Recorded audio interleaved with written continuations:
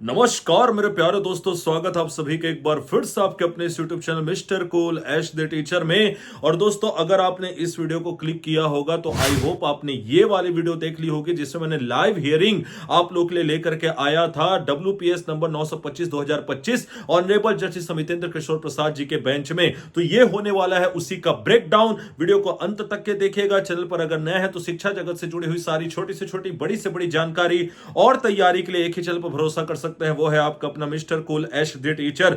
तो चलो दोस्तों, सीधा ब्रेक डाउन करते हैं और वीडियो को अंत तक के देखिएगा, क्योंकि इस केस में 6वीं सूची वाले केस की भी चर्चा हुई है। तो चलिए शुरू करते हैं। देखिए, सबसे पहले तो केस के शुरुआत में ही जो रिस्पोंडेंट है उनकी तरफ से बताया जाता है कि आखिरकार वो यहां पर क्यों उपस्थित हुए। तो यहां पर ऑनरेबल जज साहब के द्वारा सीधा बोल दिया जाता है कि भाई हम इसमें यह रिलीफ नहीं दे सकते कि इनको अपॉइंटमेंट दिया जाए। इसके बाद फिर वो बोलते हैं कि documents have been verified but on this junction modification can not be given, it will be final relief and there will be next date. ये बोल देते हैं वो कि मैं ऐसा लिखवा रहा हूं। तो जाहिर सी बात है, ऐसा ही बोलते ही पिटिशनर की तरफ से इसमें ऑब्जेक्शन डाला जाता है। तो यहां पर ऑनरेबल जज साहब के द्वारा बोला जाता है कि इतना लिखा रहे हैं और क्या चाहिए। फिर देखिए दोस्तों, यहां पर पिटिशनर की तरफ से फिर एक बात बोला जाता है कि ऑनरेबल सर, हम यहां पर आए थे कि ऑर्डर ऑलरेडी हमारे फेवर में है, उसको अप्लाई बस करवाना था। यह बोला जाता है पिटिशनर की ओर से। फिर उसके बाद ऑनरेबल जज साहब के द्वारा बोला जाता है कि मैं इतना लिखा करके भेज दूंगा, आप दूसरी बेंच में जहां लगा है वहां बता देना। अब मैंने आप लोग को थंबनेल में भी लिख करके यह बताया हुआ दोस्तों कि यहां पर 6वीं सूची वाले केस की जिक्र हो, यही केस है दोस्तों।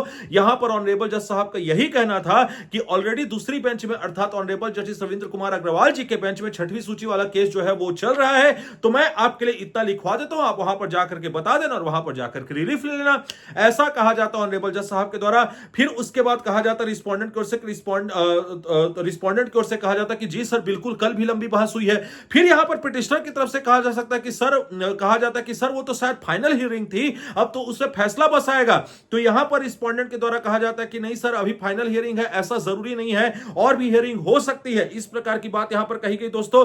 तो यहां पर फिर पिटिशनर की तरफ से बोला गया कि नहीं सर, ऑलरेडी हमारे फेवर में फैसला था, इनको अपॉइंटमेंट देना चाहिए। तो यहां पर ऑनरेबल जज साहब के द्वारा कहा जाता है कि I also have some limitations, मैं इनको सीधा अपॉइंटमेंट देने के लिए नहीं कह सकता। फिर जाहिर सी बात है, पिटिशनर की तरफ से और ऑब्जेक्शन लिया जाता है। फिर यहां पर जज साहब के द्वारा फाइनली ऑर्डर लिखा जाता है। और ऑर्डर क्या लिखा जाए दोस्तों, मैं आपको पढ़ के बता देता हूं कि इनके तरफ से कहा जाता है, जज साहब की तरफ से, कि petitioner press for that they have filed the application for the modification of the order due to verification of DEd state is under obligation to issue the appointment letter. यहां पर क्या कहा गया है कि भैया रिस्पोंडेंट जो है वो अपॉइंटमेंट लेटर देने के लिए बाध्य है, चूंकि डॉक्यूमेंट्स का जो वेरिफिकेशन है वो कंप्लीट हो चुका है। फिर यहां पर जज साहब के द्वारा यह बोला जाता है कि however respondent said that the verification is completed but the appointment is dependent on the subject to outcome of this court. अब सब्जेक्ट टू आउटकम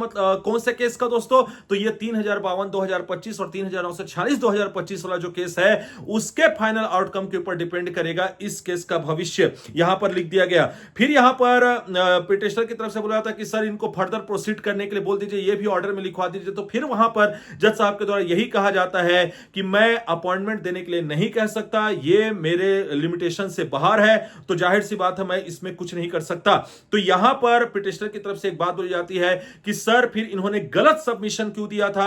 गलत सबमिशन किस प्रकार से दोस्तों? तो गलत सबमिशन की बात यहां पर इस प्रकार से कि इनका रिस्पोंडेंट की तरफ से यह सबमिशन दिया गया था कि भाई अभी हमारे पास पोस्ट नहीं है, जैसे ही पोस्ट होता है तो जाहिर सी बात इनका डॉक्यूमेंट वेरीफाई हो चुका है, जैसे ही पोस्ट आता है हमारे पास तो हम इनको काउंसलिंग के लिए भी बुलाएंगे, इनको पद भी देंगे। लेकिन ऐसा नहीं किया गया, यह कहना है पिटिशनर की तरफ से। फिर यहां पर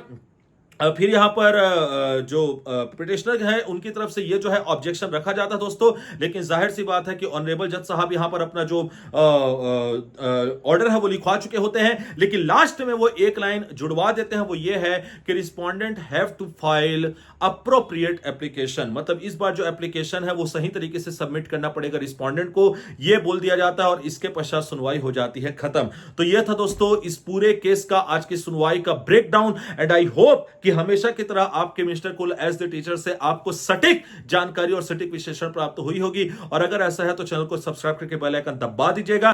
टेलीग्राम चैनल पर जरूर आ जाइएगा, क्योंकि एक चयनित शिक्षक से अच्छा कोई शिक्षक भर्ती की तैयारी भला कौन करवा सकता है। और अपनी किसी प्रकार की क्वेरीज को मुझसे शांत करने के लिए इंस्टाग्राम पर जरूर फॉलो करिएगा। मैं मिलूंगा आपसे नेक्स्ट वीडियो में, तब तक के लिए आप अपने और अपने से जुड़े लोगों का बहुत अच्छे से रखिएगा ख्याल। धन्यवाद।